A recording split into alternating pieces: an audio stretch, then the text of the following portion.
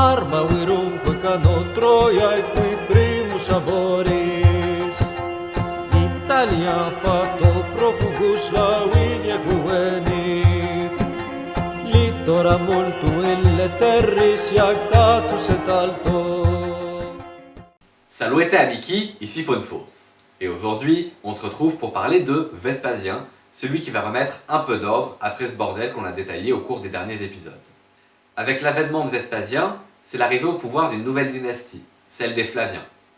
Vespasien est en effet issu de la gens Flavia. Ce n'est pas une famille particulièrement importante, bien que plutôt riche, tout le monde a un lien avec la thune.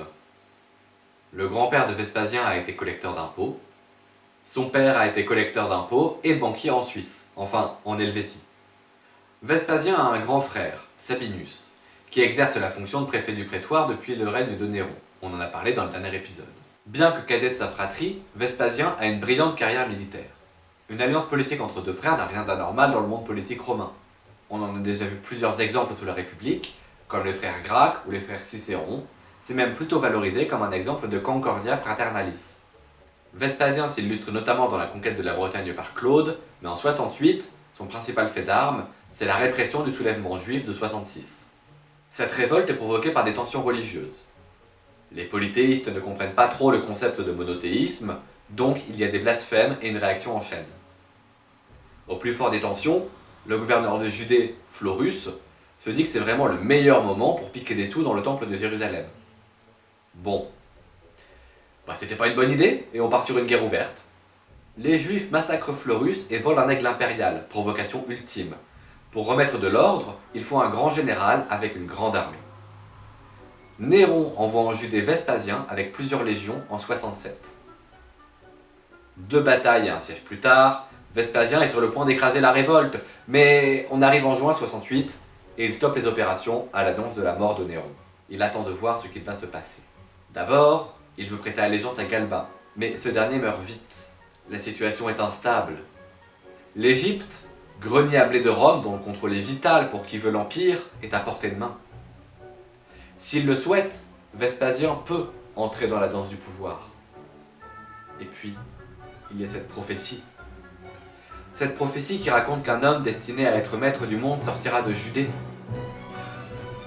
Est-ce que Vespasien a cru être ce messie dont parlent les Juifs ? En juillet, il laisse son fils Titus se démerder avec les Juifs et part en Égypte où ses légions l'acclament empereur, rapidement suivi par les légions de Judée, de Syrie, de Mésie et de Pannonie. En Égypte, Vespasien est aussi reconnu empereur par le clergé de Sérapis, divinité issue d'un syncrétisme entre des croyances grecques et égyptiennes. À Rome, il se passe beaucoup de choses, j'en ai parlé dans le dernier épisode. La ville tombe finalement aux mains d'Antonius Primus, fidèle de Vespasien. Le fils cadet de Vespasien, Domitien, administre temporairement la ville en attendant l'arrivée de son père.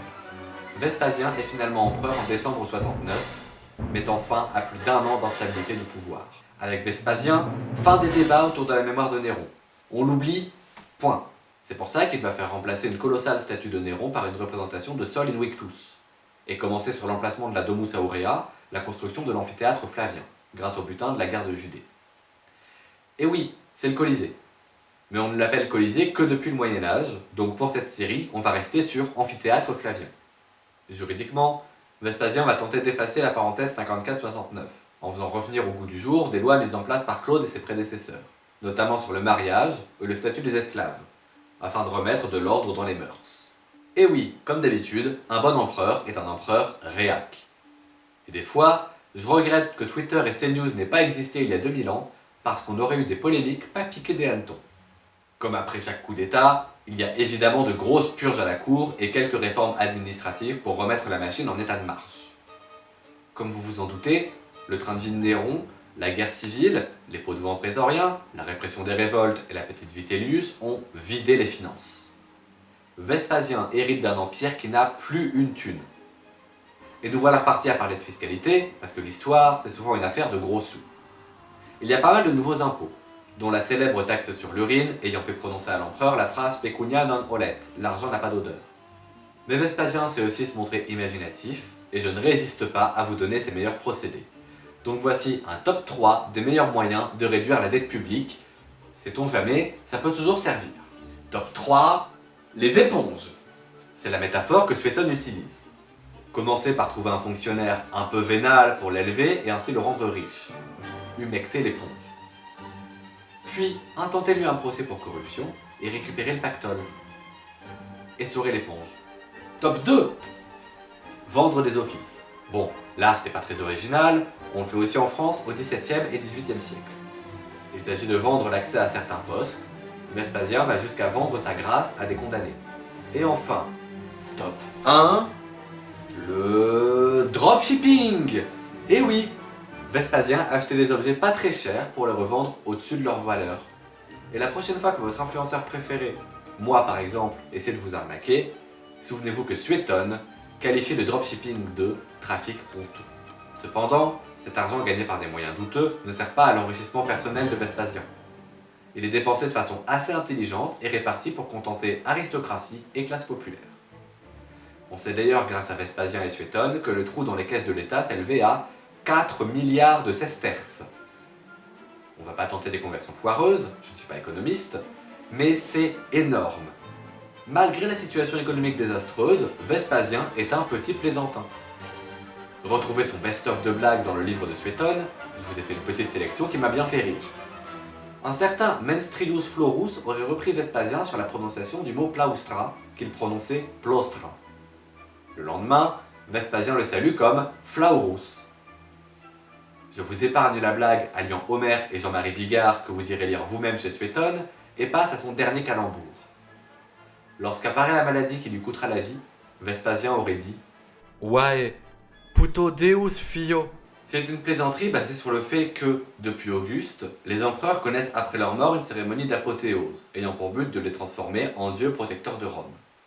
Ainsi, Vespasien, alors qu'il tombe malade, a trouvé une façon un peu plus subtile de faire cette blague hyperbolique du « Arg, je vais mourir !» Vespasien meurt de mort naturelle, ce qui est assez rare pour être souligné chez les empereurs romains. Suétone nous livre un récit très romantique de cette mort. Vespasien aurait affirmé « Imperatorem statem mori ». Ensuite, il aurait utilisé ses dernières forces pour se hisser sur ses pieds à l'aide de 2 esclaves et serait, conformément à sa parole, mort debout. Et c'est sur cette note que je vous laisse. En quittant la vidéo, allez voir la série Those About to Die, légalement évidemment. La scène de mort de Vespasien y est très belle et conforme à la description qu'en fait Suétone.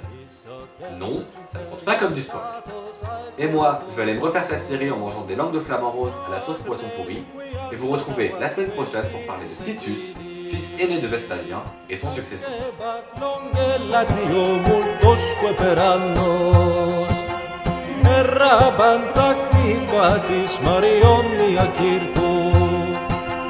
Tantai molis erat Romana convergente